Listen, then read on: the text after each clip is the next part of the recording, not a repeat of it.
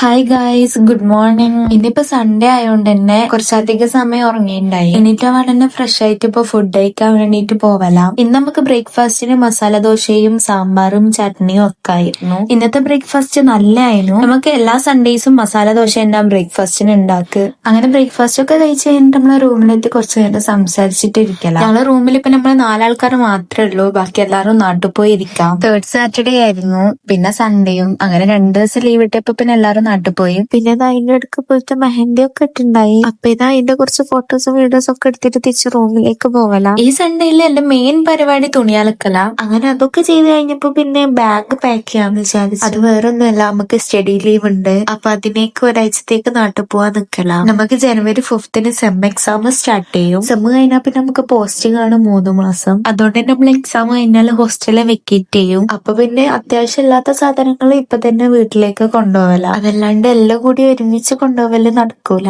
അങ്ങനെ ഇതാ back packing ഒക്കെ കഴിഞ്ഞ് ബോറടിച്ചിരിക്കുമ്പോഴാണ് ജസ്റ്റ് ഒന്ന് മുടിയൊക്കെ ഒന്ന് സ്ട്രെയിറ്റ് ആക്കാന്ന് വിചാരിച്ചത്. അങ്ങനെ ഇത് നമ്മൾ ഓരോരുത്തരുടെ മുടിയിലും സ്ട്രെയിറ്റും കേളും ഒക്കെ ആയിട്ട് അങ്ങനെ ആക്കിയിരുന്ന സമയം പോക്കി. അങ്ങനെതാ ഈ വീക്കത്തെ സൺഡേയും ഇങ്ങനൊക്കെ അങ്ങോട്ട് പോയി.